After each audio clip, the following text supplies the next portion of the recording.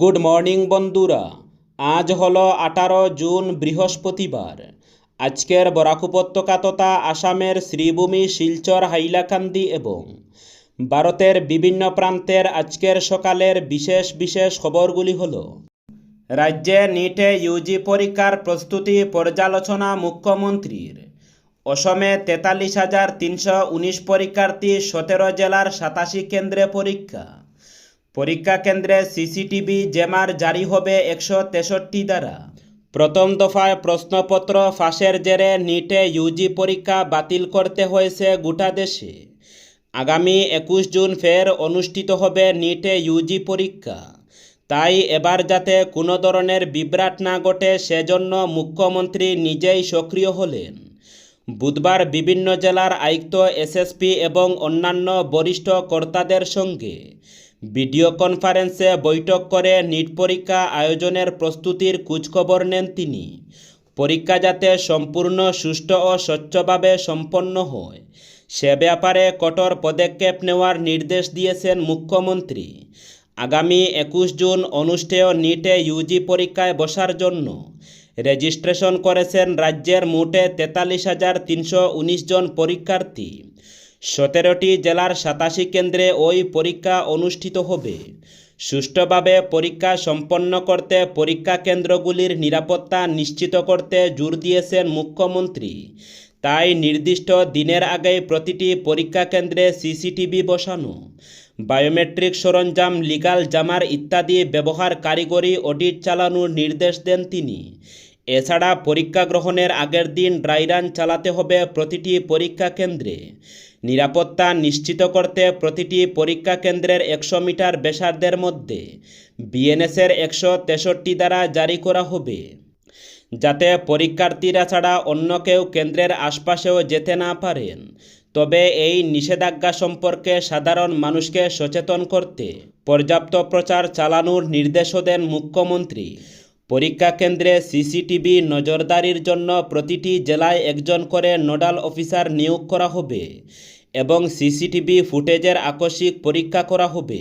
সব পরীক্ষা কেন্দ্রে পর্যাপ্ত সংখ্যক মহিলা পুলিশ কর্মী মোতায়েন করার নির্দেশ দেওয়া হয়েছে।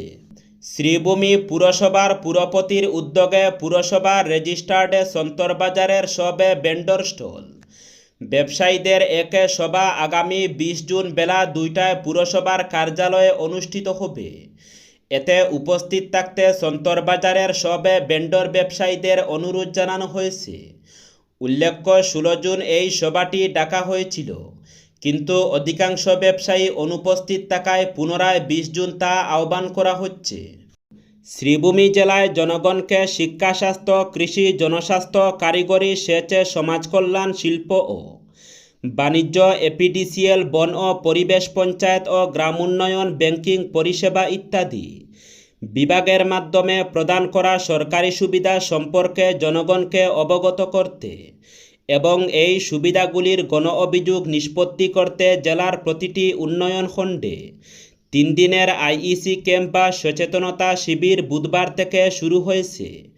এতে নীলামবাজার ও বদরপুর চৈতন্যনগর ব্লকের 3টি স্থানে 17, 18 ও 19 জুন, পাতারকান্দি, লোয়ারপুয়া, রামকৃষ্ণনগর, দুর্লভছড়া ও মালেগড় ডেভেলপমেন্ট ব্লকে 18, 19 ও 20 জুন অনুরূপ গণসচেতনতা ও অভিযোগ নিষ্পত্তি শিবিরের আয়োজন করা হয়েছে। এই শিবিরগুলিতে সংশ্লিষ্ট বিভাগের আধিকারিকরা উপস্থিত থেকে সরকারি বিভিন্ন সুবিধা, সচেতনতা ও গণ অভিযোগ নিষ্পত্তি করবেন। এতে রাজ্য সরকারের নির্দেশে অনুষ্ঠিত শিবিরগুলিতে সংশ্লিষ্ট জিপি এলাকার নির্বাচিত প্রতিনিধিরাও উপস্থিত থাকবেন। জনগণকে এই শিবিরগুলির সুবিধা গ্রহণ করতে শ্রীভূমি জেলা প্রশাসন থেকে আহ্বান জানানো হয়েছে। আগামী 21 জুন অনুষ্ঠিতব্য নিটে ইউজি পুনঃপরীক্ষার সুষ্ঠু, নিরপেক্ষ ও স্বচ্ছ পরিচালনা নিশ্চিত করতে কাছাড় জেলা প্রশাসন ভারতীয় নাগরিক সুরক্ষা সংহিতা 2023-এর 163 ধারার অধীনে জেলার সকল পরীক্ষা কেন্দ্রের চারপাশে নিষেধাজ্ঞামূলক ব্যবস্থা জারি করেছে। ন্যাশনাল টেস্টিং এজেন্সি কর্তৃক পরিচালিত নিটে ইউজি পুনঃপরীক্ষা জেলার মোটে 60টি পরীক্ষা কেন্দ্রে অনুষ্ঠিত হবে। পরীক্ষার সময় কিছু অসাধু ব্যক্তি অসৎ উপায় অবলম্বন করতে পারে বা পরীক্ষার স্বাভাবিক পরিবেশ বিঘ্নিত করতে পারে এমন আশঙ্কার প্রেক্ষিতে জেলা প্রশাসন পরীক্ষা কেন্দ্রগুলির আশপাশে শান্তিপূর্ণ ও অনুকূল পরিবেশ বজায় রাখতে এই সতর্কতামূলক পদক্ষেপ গ্রহণ করেছে। কাছাড়ের জেলাশাসক আয়ুষগড় কর্তৃক জারি করা আদেশ অনুযায়ী পরীক্ষায় অংশগ্রহণকারী পরীক্ষার্থী এবং পরীক্ষা পরিচালনা ও তদারকির সঙ্গে যুক্ত কর্মকর্তাদের ব্যতীত অন্য কোনো ব্যক্তিকে পরীক্ষার দিন কোনো পরীক্ষা কেন্দ্রের 100 মিটার ব্যাসার্ধের মধ্যে প্রবেশ বা অবস্থান করার অনুমতি দেওয়া হবে না। নির্দেশিকায় আরও বলা হয়েছে পরীক্ষায় নিষিদ্ধ ঘোষিত যে কোনো সামগ্রী যেমন ইলেকট্রনিক গ্যাজেট, মোবাইল ফোন অথবা অন্য কোনো উপকরণ যা অসৎ উপায় অবলম্বনে সহায়ক হতে পারে তা পরীক্ষা হল বা কক্ষে বহন করা সম্পূর্ণরূপে নিষিদ্ধ। জেলা প্রশাসন সতর্ক করে দিয়েছে এই নির্দেশ লঙ্ঘনকারী যে কোনো ব্যক্তির বিরুদ্ধে প্রচলিত আইন অনুযায়ী ব্যবস্থা গ্রহণ করা হবে। নির্দেশটি অবিলম্বে কার্যকর হয়েছে এবং 21 জুন অনুষ্ঠিতব্য পরীক্ষার পুরো সময়কাল জুড়ে বলবৎ থাকবে। অসাধারণ প্রতিভা এবং সেবাকে স্বীকৃতি দেওয়ার উদ্দেশ্যে একটি বড় ঘোষণায় হাইলাকান্দির জেলাশাসকের কার্যালয় প্রশাসন শাখা 2027 সালের মর্যাদাপূর্ণ পদ্ম পুরস্কারের জন্য আনুষ্ঠানিকভাবে প্রস্তাব ও মনোনয়ন আহ্বান করেছে। আসাম সরকারের স্বরাষ্ট্র ও রাজনৈতিক দপ্তর এবং ভারত সরকারের স্বরাষ্ট্র মন্ত্রক উভয়ের অফিসিয়াল নির্দেশিকা মেনে এই উদ্যোগ নেওয়া হয়েছে। হাইলাকান্দি জেলার যে সমস্ত যোগ্য ব্যক্তিবর্গ নিজ নিজ ক্ষেত্র বা বিষয়ে বিশিষ্ট এবং ব্যতিক্রমী অবদান রেখেছেন, প্রশাসন সক্রিয়ভাবে তাদের কাছ থেকে প্রস্তাব আহ্বান করেছে। আগ্রহী মনোনীত প্রার্থী বা যারা কোনো যোগ্য ব্যক্তির নাম সুপারিশ করছেন তাদের একটি পূর্ণাঙ্গ প্রস্তাবের প্যাকেজ জমা দিতে হবে। এই প্যাকেজে বিস্তারিত বায়োডাটা যেমন পুরো নাম, পরিবারের বিবরণ, ঠিকানা, জন্ম তারিখ, যোগাযোগের নম্বর এবং পাসপোর্ট সাইজের ছবি, এর পাশাপাশি একটি লিখিত প্রশংসাপত্র থাকতে হবে। এই প্রশংসাপত্রটি অনূর্ধ্ব 800 ওয়ার্ডের মধ্যে হতে হবে এবং এতে মনোনীত প্রার্থীর অসাধারণ কৃতিত্ব, বিশেষ অবদান এবং তার কাজের বাস্তব প্রভাব স্পষ্টভাবে উল্লেখ করা আবশ্যক। সমগ্র প্রক্রিয়াটি সম্পূর্ণ ডিজিটাল করা হয়েছে এবং আবেদনপত্র অবশ্যই অফিসিয়াল রাষ্ট্রীয় পুরস্কার পোর্টাল https://awards.gov.in এর মাধ্যমে জমা দিতে হবে, কারণ কেবল অনলাইন আবেদনই গ্রহণযোগ্য হবে। এছাড়া প্রয়োজনীয় দাপ্তরিক প্রক্রিয়ার জন্য স্থানীয় আবেদনকারীদের তাদের শংসাপত্র ও বিবরণের একটি সফট কপি জেলা প্রশাসনের ইমেল আইডি dchailakandi@nic.in এ পাঠাতে হবে। মাদক বিরোধী অভিযানে সাফল্য। এলাকার যুব সমাজকে ধ্বংসের হাত থেকে রক্ষা করতে এবং অপরাধ দমনে জিরো টলারেন্স নীতি নিয়ে মাঠে নেমেছে কালীগঞ্জ পুলিশ। গোপন সূত্রের ভিত্তিতে সিভিল ড্রেসে এক বিশেষ অভিযান চালিয়ে বিপুল পরিমাণ নেশাজাতীয় ট্যাবলেট সহ এক যুবককে গ্রেফতার করেছে কালীগঞ্জ পুলিশ। পুলিশ সূত্রে জানা গেছে ধৃত যুবক সাব্বির উদ্দিন বয়স 29 এর বাড়ি ফতেরপুর এলাকার 8 নম্বর ওয়ার্ডে। পুলিশের একটি বিশেষ দল দুয়ালিবন্দ এলাকায় ওত পেতে থাকে।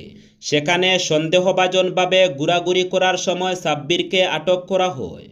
পরে তল্লাশি চালিয়ে তার কাছ থেকে 9টি প্যাকেটে মুড়া আনুমানিক 18,000 ইয়াবা ট্যাবলেট বাজেয়াপ্ত করে পুলিশ। ধৃত যুবকের বিরুদ্ধে নির্দিষ্ট ধারায় মামলা রুজু করে পরবর্তী তদন্ত শুরু করেছে কালীগঞ্জ পুলিশ। এই ঘটনার পেছনে আর কোনো চক্র জড়িত আছে কিনা তাও খতিয়ে দেখছে পুলিশ। ছাত্র নয়, আঘাত আনুন পেপার লিক মাফিয়ার উপর। টেলিগ্রাম নিষেধাজ্ঞায় সরকারের বিরুদ্ধে তোপ রাহুলের। রাহুল গান্ধী বলেন, টেলিগ্রাম ব্যান, পেপার লিক ঠেকাতে মোদী সরকারের নতুন চাল। লক্ষ লক্ষ ছাত্র টেলিগ্রামে পড়াশোনা করছিলেন, সেই সুযোগ কেড়ে নেওয়া সমাধান নয়।